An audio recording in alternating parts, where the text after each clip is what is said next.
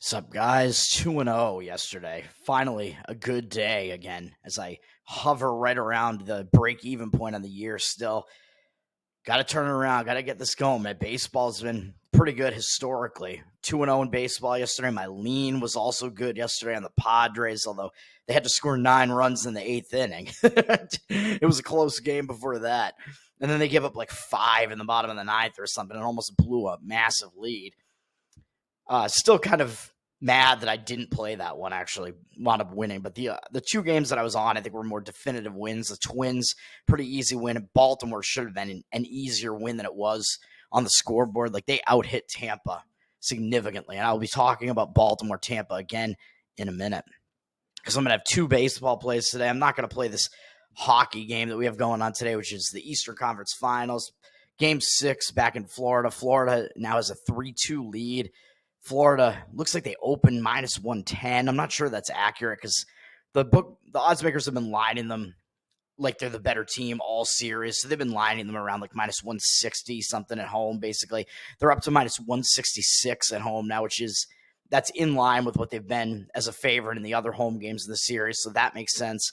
They have 58% of the tickets, so still not heavily public, really. The public still seems like they kind of don't think that Florida being that heavy a favorite is justified. They still like the Rangers, the team with the best record in hockey, but I don't. And Florida does have 64% of the tickets. I mean, I don't like Florida after what they do to the Bruins, and I think Tkachuk is like one of the dirtiest players in hockey. So I'm completely pissed, whatever. But I do expect Florida to win this game. They're at home. They're the favorite. They really do not want this to have to go back to New York, even though they've played fine on the road in the playoffs as well. They're just a good team, man. I think they're just the better overall team, as the odds makers are telling you, even though Shesterkin is the slightly better goalie or the somewhat better goalie. It doesn't matter, really. Both teams have good goalies, and Florida is just better overall. They're better on defense. They're a team that just attacks a lot and throws a ton of shots at you. I don't know what else to say about that, but the lean would be to Florida in that one, but you're paying a decent price for it if you do that, but I do think they're going to win. Over in baseball, let's get right to it, man. We got 2 plays today in baseball. Nice Saturday afternoon card. Both of mine are in kind of the later slate, I think, because I think the earlier slate's always at 1 p.m. Eastern, right?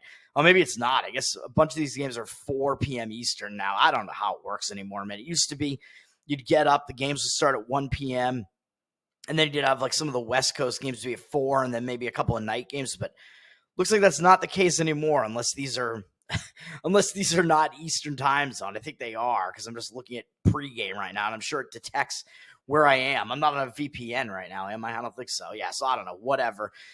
Both of these games are in the 4 p.m. slot. Then game 1 that's going to be up is Tampa Bay, Baltimore. I was on Baltimore yesterday. I thought that Baltimore was in a good rested spot yesterday and had a little bit better of the pitching matchup, maybe. Although I said Savali would probably outlast Suarez a little bit, and he did by a third of an inning. But, of course, the bullpens also kind of came in and decided the game. And I liked the fact that Baltimore was the more rested team with Tampa coming off an extra inning game. But now I think this actually shifts, and I actually like Tampa in this one for a few reasons. I'm going to come in and play Tampa at kind of a decent underdog price. Baltimore's up from minus 150 to minus 158 at home, so they're a decent-sized favorite. They are certainly the team with the better offense, and the odds makers are kind of telling you, it almost seems like they're telling you Baltimore has the better of the pitching matchup too, but I don't think that's true. I think that the numbers may be a little bit misleading in this one. Baltimore's public with 68% of the tickets, only 66% of the cash. So even though the lines moved up on them a little bit, they are public, and it looks like less of the cash than the tickets are actually on Baltimore. So I'm coming in and playing Tampa, man. I think Tampa might be in a little bit of a bounce back spot after yesterday. Baltimore is now the team that may be in a little bit of a rest disadvantage because they used a bunch of their relief pitchers yesterday to close out that game against Tampa. They used like all of the back end of their bullpen, man. They used 5 relief pitchers yesterday. Although Webb came in for only 5 pitches, so it's possible he's available again. Probably the rest of the relievers they used yesterday probably are not going to be available. Tampa did not really use their pen very heavily. They used 3 relief pitchers yesterday, and they did use Sterner for 2 innings as kind of a long relief man. So I think Tampa's bullpen is actually in the better shape out of the two coming into this game today. And then we look at the starting pitching matchup. I think it's a little bit misleading, man. Taj Bradley is pitching for Tampa, and he's a young guy who maybe finally making the next step in his career. He's only a 23-year-old. He has one season under his belt so far, was a starter for almost the entire season last year, and didn't have great numbers really, though his strikeout numbers were good. And that's the one thing about him, man. Puts up high strikeout numbers. He has a good strikeout ability. Last year, just too hittable, too many walks. His whip was high, 1.39, 5.59 ERA, but I give him a little bit of a pass for that because he was only 22, and it was his first season. He obviously has good stuff. And coming into this season, he's looking much better so far, although he's only made four starts so far, but he made one against the Yankees, and that's not an easy task, and he pitched well against them. 2 starts against the Red Sox, who are mediocre, but he pitched well in Fenway, which is not a pitcher's park. And then he in his most recent start, he only gave up 1 hit in 5 innings against the Kansas City Royals, who haven't been doing that bad this year. So I think he's putting together a pretty good season so far, man, with a 3.13 ERA, 0.91 whip. I like all that. That's a low whip, 15 hits allowed, and 6 walks in 23 innings. He's not allowing that many base runners. He's got 29 strikeouts. He's coming in and blowing people away to some extent, which is good to see. He's a good strikeout pitcher, man. He's got good stuff. And he actually has a good history against Baltimore, and we have a decent sample size to look at here against these Orioles hitters. They have a pretty potent lineup, but they haven't done that well against Bradley. 7 for 33 lifetime with 2 doubles, 2 home runs, 4 RBIs, 11-1 strikeout walk ratio. So he's been fooling these Baltimore hitters, man. It amounts to a 212 batting average for Baltimore's hitters against him and a 690 OPS. So his stats are good against Baltimore. And then on the other side, Kyle Bradish. I mean, I know I've said that I don't like him that much on this show a few different times. I do think he's a little bit overrated, although he put together a good season last year with the Orioles in his second season. He's 27, so he's a bit older than Bradley, and I think that his strikeout numbers are a bit less, like his strikeout ability is less than Bradley's is. So Bradley against Bradish. Here we go. Bradish, maybe he's only slightly a Brad, whereas Bradley is all Brad, man. Bradish. Last year he did have a good season with a 2.83 ERA and 1.04 whip. So debatably, yeah. I mean, you could put his first season aside as well, where he had a 4.9 ERA and 1.4 whip and was putting too many men on base. Last year, he kind of cut the walk numbers down a little bit, had similar strikeout numbers, about 9 per 9 innings, and kind of limited the damage to way more of an extent than he did in the previous season. So, yeah, true. He did pretty well. And this season, he's off to a good start as well with a 1.75 ERA and 1.05 whip. There's something about him I still don't really trust, man. I mean, his walk numbers are still a bit too high. His strikeout numbers have actually been better this year than in his other seasons, with 34 and 25 and 2/3 so far. And he's only allowed 16 hits. So those numbers are good, but he's been wild and allowed 11 walks. So that's not great. He's allowed at least 2 walks in every start except for the one against St. Louis. He's gone 5 or fewer innings in every one of his starts except the most recent one against the White Sox, which is the weakest lineup that he's faced this season. Not that impressed. Not to take anything away from him. I mean, his numbers overall are definitely good this year, but I'm not totally impressed when looking at what he's done so far this year as far as the overall numbers are. And his numbers, I think, are being skewed a bit by that most recent start against that weak White Sox lineup. Again, not to take anything away from that, he threw a no-hitter in that game, threw 7 innings, had 103 pitches, and they actually took him out at that point because in his other starts, he'd only been going in the 80s pitch count wise, basically for the most part in his other starts, and they've been taking him out. So they didn't let him try to complete the no-hitter. They were winning by a few runs in that game, so maybe they should have. He also did walk 4 guys in that game, although he struck out 11. So he did have a great performance in that one. It was one of his best starts of his career, but those walk numbers still make you hesitate a little bit with 4 walks in that game, but he was very unhittable in the game. But that start, again, is kind of skewing his season numbers. We don't have a huge sample size to look at so far this season.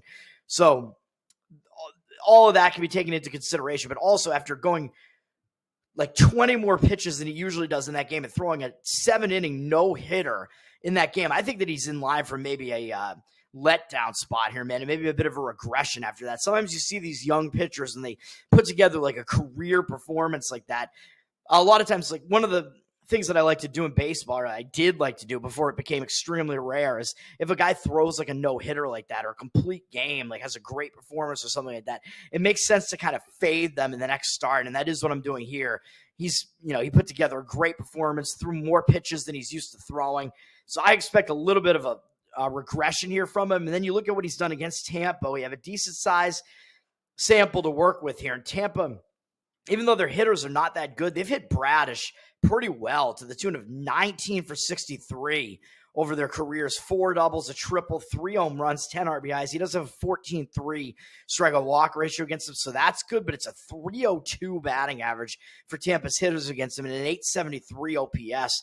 So all that taking into account, I'm going to be on Tampa in this one to try to even the series here. And what we could do here, I mean, they're at plus 145 on the money line right now. It's a decent money line price. It's a dog price. It's a cheap price. So I think it makes sense. You could just fire on the money line if you want to on Tampa Bay and hope that they win the game. But I may wind up splitting this one, kind of like I did yesterday with the run line favorite on the Baltimore side. You could actually do the same thing and try to make your own like plus 1 run line in this one. You can also find the plus 1 run line at DraftKings because they offer those alternate run lines. They take Tampa plus 1 at like minus 109. I don't mind playing it that way either, but I think if you shop around, you have multiple books available, you can split it on the plus 1.5 run line. You do have to lay like minus 145 for it. Some books are making you lay minus 150 something for it. So the minus 145 on it is actually pretty cheap. That's why I kind of like splitting the bet over the 1.5 run line and the money line more so, because if you have more books available to you, you can find better numbers on each of them and you can play them at different books too and get the better number on both of them. So you can play Tampa plus 1.5 run line minus 145 and get the plus 145 money line and split the bet evenly, basically like a half a unit on each. So I don't mind that at all. Playing Tampa Bay in that one. Then the other game I'm going to be on is going to be to play the under. This is a spot where I like to come in and look at an under, man, in an interleague game, because of course it's going to be an interleague game for me when I'm playing an under like this with both teams being completely unfamiliar to the opposing lineups. That's what I'm doing here. This is Chicago White Sox and Milwaukee. I'm going to come in and play an under here. The line has actually moved up a little bit from an even 7 up to 7.5 juice to the under. So very slight move up. But I see 67% of the tickets on the under, but 96% of the cash on the under. So it does look like there is some play on the under here. You can't get the under 7.5. It's straight up minus 110 right now. I don't know if you could wait and maybe get it, but you can play it at minus 115 right now, which I don't mind that at all. That's close to minus 110. I don't mind paying a little bit extra to get that hook on the on the under 7.5, because when you get the 7.5, getting that hook matters in baseball, man. When you're expecting a low-scoring game like this, as I keep saying, 7 is a key number because that's what breaks the tie. If it's a 3-3 tie, a team needs to score 1 run to break the tie, so it could land on the 7 quite easily, and you kind of want that hook so that the bet wins instead of pushing. So I'm going to go under 7.5. You can play it at minus 115 right now. Look at the starting pitching matchup. Well, I mean, look at what they did yesterday. This is a 12-5 game yesterday with a Milwaukee win. Milwaukee's been scoring a lot of runs, man. Last 3 games, Milwaukee has scored 28 runs across the 3 games. So who in their right mind is going to actually want to come in and play an under in a Milwaukee Brewers game, even though it looks like more of the tickets, the majority of the tickets on the total in this game are actually on the under somehow. I don't know if I even believe that, because I don't really see recreational bettors coming in wanting to play an under on Milwaukee with the way they've been scoring recently. But this situation, I think, lines up for it nicely. The teams did use a little bit of their bullpens yesterday, so that worries me a little bit, but Milwaukee's bullpen is pretty good. And the White Sox, I don't know, man. I don't think their bullpen is – it's not enough for me to stay off a full game under in this one. Let's put it that way. Even though the White Sox did use 4 relievers yesterday, they did use Soroka for a lot of pitches and Schuster for a lot of pitches. So those are kind of long relief men. So if their starter, who I'll talk about in a minute, can go deep enough into this game, they might not have to use long relief men in this one. So some of their better relievers are still available in today's game after yesterday. Milwaukee also, their bullpen is actually not bad. They used 3 relievers yesterday. They used Herget for 2 innings as well, and Milner for 1 2/3. So they have some of their better relievers available too. So if these starters are able to go deep enough into this game, I think the bullpen situation is actually still okay to play the under here. But of course, a lot of it is going to rely on these starters pitching more than half the game here. And I think that we can get this done, man. You know what I'm about to say. Garrett Crochet is pitching for the White Sox. He's the young, phenom, basically. He's only 24 years old. He is in his fourth season in the majors, though. His first season pitching the whole thing as a starter, though. Excuse me. And this season, very, very good numbers. Even though his record's only 5-5, it's because he hasn't had a lot of run support. But we're hoping he doesn't get run supported this way because we need an under. He's got 63 2/3 innings so far this year, only allowed 45 hits. So he's been really difficult to hit. 85 strikeouts. He has one of the highest strikeout rates in Major League Baseball this year, man. It's crazy. And 14 walks. So normally I'd say that walk number is a little bit high, but when you're striking out 85 and you're not allowing that many hits, you're pitching well, man. You are really dealing it. He's got a 3.68 ERA, 0.93 whip. He's been, really pitching well. And going back to since a bad start against Minnesota on April 24th, where he allowed 5 earned runs in 4 innings pitched, since then he has not allowed more than 2 earned runs in any game. He allowed 0 in 3 straight starts. He's not allowed more than 1 earned run in any start in the month of May. Oh, now we're in June now, and going back to the beginning of the season, he's only allowed more than 2 earned runs in those 2 starts on April 19th against Philly, who's one of the best teams in baseball, and against Minnesota. So other than that, I mean, there's nothing to dislike about this man. He's been very, very good this season. And against Milwaukee's hitters, only Jake Bauers has ever seen him before, and he's 1 for 2 with a single and a strikeout. So I don't know what you can really take away from that. So it's effectively Milwaukee's hitters haven't been seen before. So even though we're looking at a good offense from Milwaukee, there's no doubt about that. Milwaukee can hit. So we're playing an under here with 1 good offense, but you really need 2 offenses to kind of get this thing over the total. And I'm not sure that's going to be the case, especially when you have the better offense of the 2 by far. Milwaukee is facing the better pitcher of the 2 in Crochet. Really, he's one of the better pitchers in baseball. And with Milwaukee having never seen him before, essentially, that's going to be an advantage to Crochet, man. Usually the pitcher has the advantage the first couple times through the lineup, especially if they're a really good young pitcher like he is and they have really good stuff. Those hitters need to kind of adjust to what he's going to throw at you, and they don't know. They're not used to what he's going to throw at you yet. So I think it's an advantage to him. So that's good. So I think Crochet can kind of hold Milwaukee's potent offense down enough for this thing to go under the total. And on the other side, you have another young pitcher, not really a strikeout guy, in Robert Gasser, pitching from Milwaukee, and he's made 4 starts so far in his very limited career, but he's pitched pretty well, man. I mean, he's been pretty impressive, even though he's not a big strikeout guy. He did strike out 7 in his most recent start against a Cubs lineup that really isn't a joke necessarily, and he threw 6 innings shutout ball in that one. So he's thrown 2 6-inning shutouts out of his 4 starts. So that's pretty good. And 11 strikeouts over those 2. Not a strikeout pitcher, like I said, but 7 against Chicago, against the Cubs isn't bad at all. He had 0 strikeouts in the game before that against Miami. So that's a little bit of a concern, but he also was putting a lot of balls on the ground in that one. 15 ground balls in that one, even though he was giving up a lot of contact, which worries me a little bit that he was giving up that much contact in that one. But Gasser, I mean, what else can you say, though, man? He has a 1.96 ERA so far this year, 0.96 whip. It's only across 4 starts. I get it. And really the only strong lineup out of the 4 was the Cubs, but he pitched well in that one, had one of his better starts in that one.